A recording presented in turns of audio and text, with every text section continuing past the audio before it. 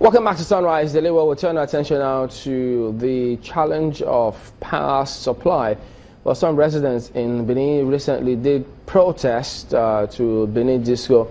Yes, we'll have them on hand now to tell us what exactly is going on. We've got Omobhude Agho, who is the president of Agho Civil Society Organization, joins us from Benin. We also have Tayo Adekunle, who is the manager, corporate affairs of BEDC, that's Benin Electricity Distribution Company. Gentlemen, thank you all both for joining us on the program today. Let me start with Mr. Omobhude Agho of Agho Civil Society Group. So what exactly is going on? Why are you leading a protest on this matter? All right, good morning, everybody. It's not actually President is Coordinator General at those civil society organizations, not groups. So I can make these clarifications. Is that we think that power is a fundamental human right, or electricity, or light in any way you might want to call it, is a fundamental human right as enshrined in the 1999 Constitution of Nigeria as amended 2011. We also think that, we also believe that it should be affordable and it should be available.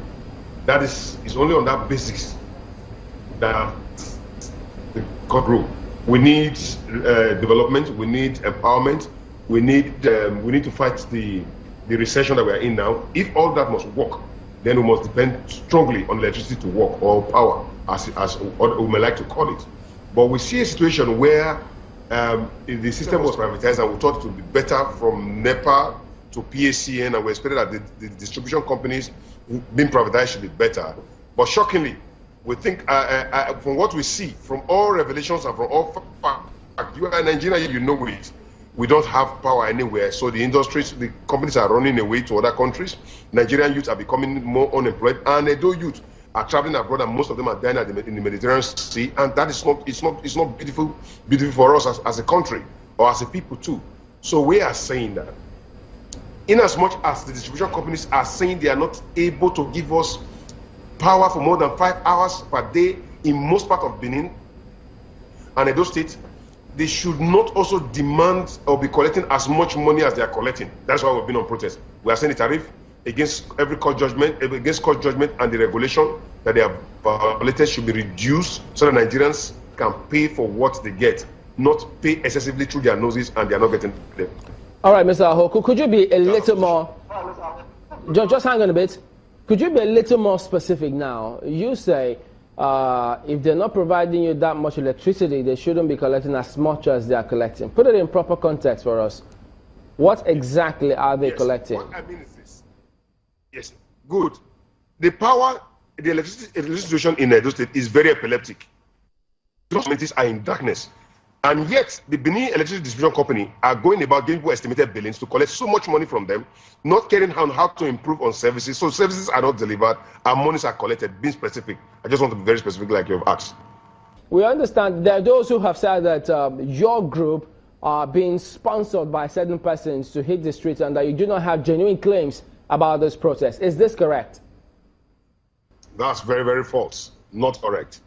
I would say, would anybody sponsor me to fix my father's roof if it is leaking, my father's house roof if it is leaking?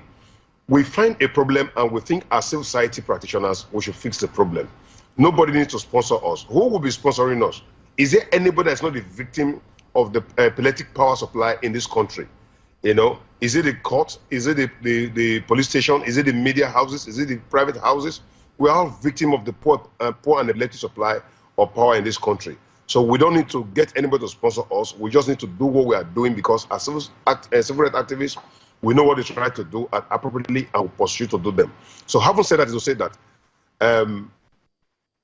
people might say all kinds of things. We are used to it, and we are not deterred by it. You know, it's just other means of distraction. You know that the current situation of power in Nigeria today is one that is described as comatose by the experts. As a matter of fact, we're hovering between 0 megawatts and 5,000 megawatts of electricity. At some point, some places don't get this light, some regions don't get the light, some others just are totally in the dark, as you're claiming that you are. But looking at it from a bigger perspective, you would also agree that there are efforts that are being made to try to improve the electricity supply and, as a matter of fact, bring in some other sources of electricity off the grid. Do you think that perhaps your protest is a little too early? No, it's not. It's a fundamental right to protest for a better society and a better system. It's very, very fundamental, and that's what we are doing. It's not coming too early. We even think it's coming too late. If at the very beginning of the privatization, we have started the process, I said that the process wasn't transparent. The process of privatization itself is the main problem that have led to all this. It was very fraudulent. It was not sincere. It was not transparent.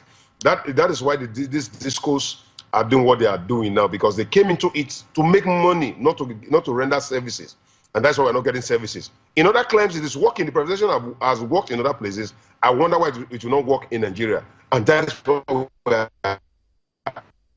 Let me butt in there, Mr. Agho. Just hang on a minute. We need to get Mr. Adekule to respond to some of what you said.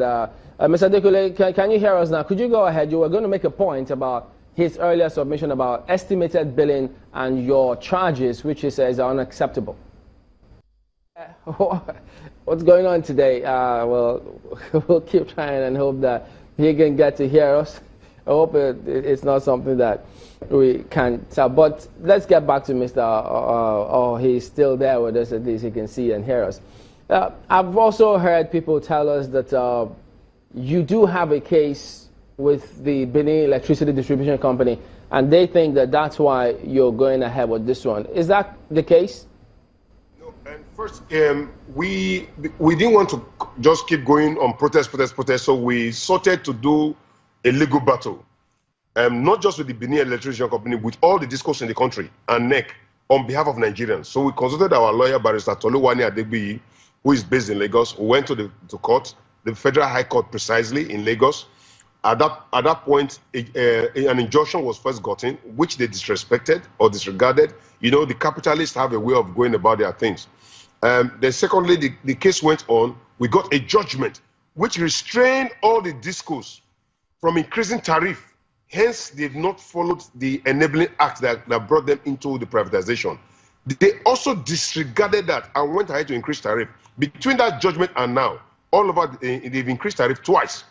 You know, they increased tariff last year, February, and they've increased tariff 1st of January 2017 again. And we are saying that you don't provide services. The services is poor. We want to improve on services. You are not working on improving on services, but you are working daily to improve on tariff increment and tariff collection, using all means and manners to extort the people. So we think it's not acceptable. It's completely not acceptable by Nigerians and Edo precisely.